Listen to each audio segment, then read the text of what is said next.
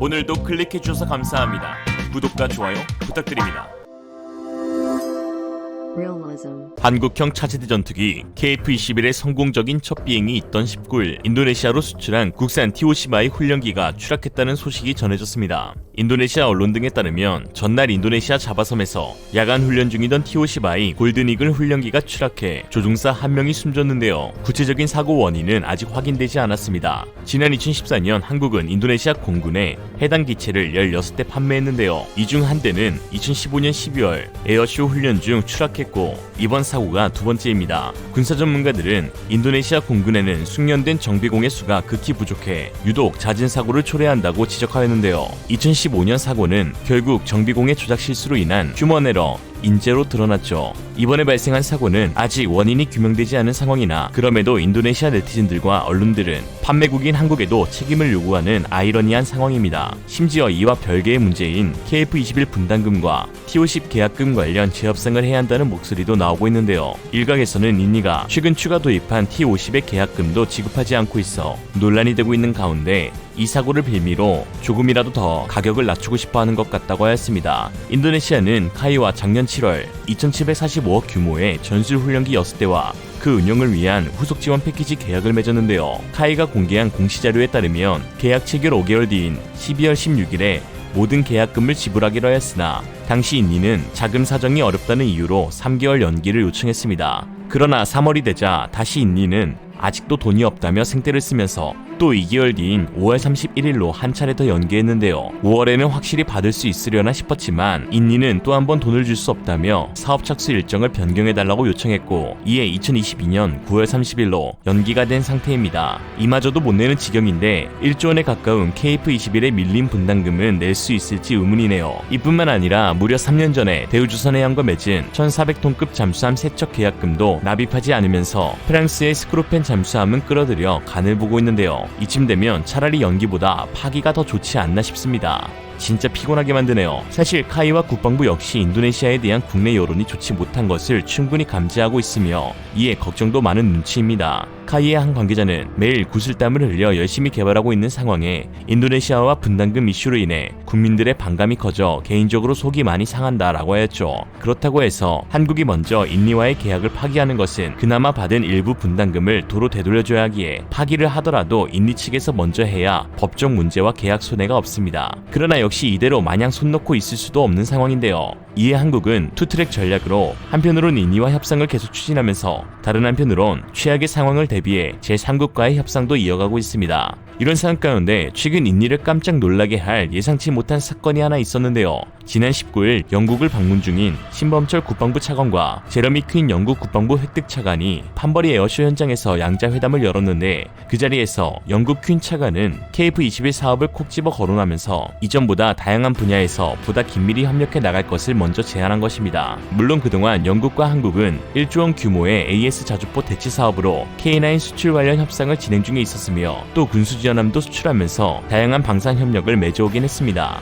그러나 KF-21이 영국 측에서 언급된 것은 이번이 처음이었으며 그동안 논의되지 않았던 사안이라는 점에서 주목을 끌고 있는데요. 이에 언론들은 영국이 KF-21에 관심을 비추게 된 것은 다름 아닌 한국의 항공산업 관련 기술력이 상상 이상의 엄청난 성장을 이뤄냈기 때문이라고 분석하고 있습니다. 특히 한국형 전투기가 수많은 영국인들의 마음을 사로잡은 순간이 있었는데 이날 영국에서는 세계 최대 규모의 판버리 에어쇼가 열렸고 대한민국 공군 특수비행팀 블랙 이글스가 1위와 함께 인기상까지 거머쥔 것입니다. 34개 나라 38개 팀 중 한국의 T-50 공중고계단 블랙 이글스는 최고의 팀, 최고 기술팀에 모두 선정되었는데요. 일본은 수송기를 전시하는 데 그쳐 이와 대조적인 모습을 보였습니다. 블랙 이글스는 페어포드 상공에 태극마크를 그리는 태극기동 8개 항공기가 하나의 비행기처럼 일치된 기동을 펼치며 항공기의 전후면을 보여주는 외지롤 등 고난도 기동을 선보였는데요. 17만 명이 넘는 관람객은 하나같이 한국 항공우주산업의 역량에 감탄을 금치 못했습니다.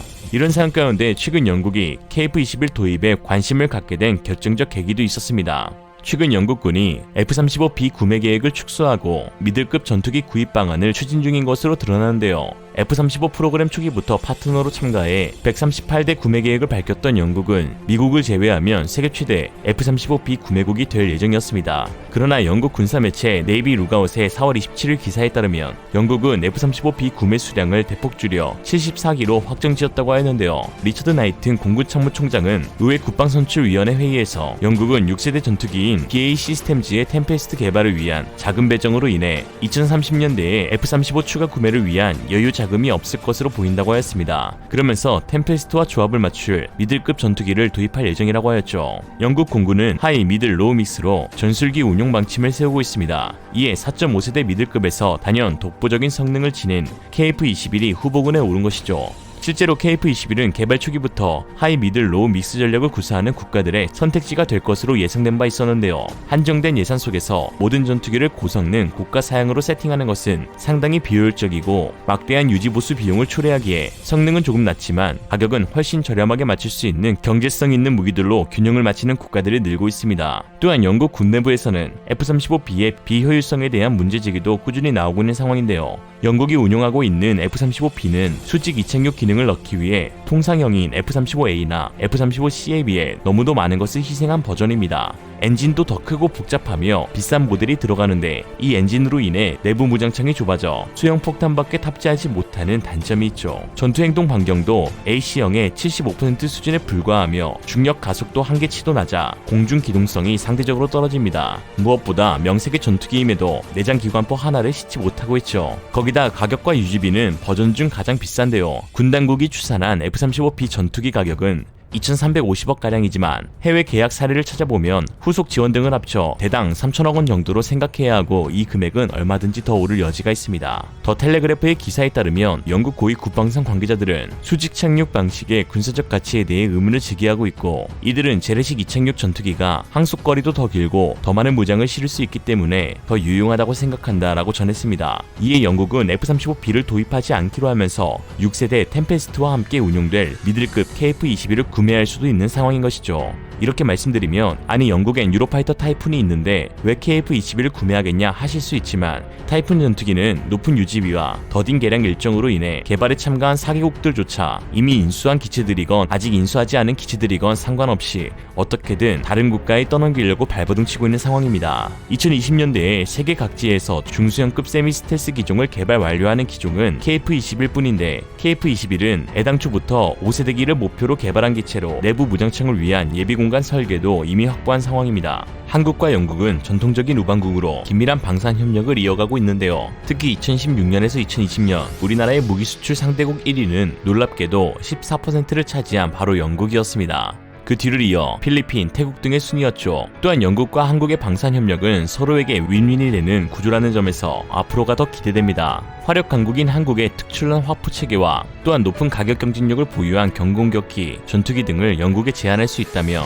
영국은 한때 세계를 지배했던 해양 강국답게 함정 건조 기술 등을 제공해 줄 수 있습니다. 이는 한국의 경항모 사업의 최종 후보인 대우조선해양과 현대중공업이 모두 퀸 엘리자베스 건조사인 영국 박콕사와 긴밀한 협력을 이어가고 있는 사례를 통해서도 알 수 있죠. 반면 인도네시아는 명색의 공동개발국이지만 사실상 기술력 자체가 전무한지라 개발에는 참여하지 않고 그저 분담금을 지불하는 방식으로 개발국의 이름을 올렸는데요. 영국은 돈이 아니어도 여러 기술들을 받을 수 있지만 인니에게는 돈 말고 받을 수 있는 거라곤 팜유밖에 없습니다. 그러나 인도네시아는 공동개발국이니 100% 기술 이전을 해달라고 요구하고 있는 상황인데요. 계약할 당시만 해도 기술 이전에 대한 요구는 없었는데 이제와 말이 바뀐 것이죠. 인도네시아가 돈 없다며 분담금을 미납하고 있는 와중에 프랑스 다수사의 라팔 구매를 체결한 것도 결국은 프랑스에서 기술 이전을 해주기로 한 데에 있습니다. 사실 우리 입장에서는 동체 앞에 태극기와 함께 인니 국기를 달아주는 것 정도면 할 만큼 한 것이라고 생각하는데 인니는 그렇지 않은가 본데요. 인니의 프라부어 국방부 장관은 올해 4월 20일 자국 역사 최초로 국영 방산 지주사인 디펜드 아이디를 설립하면서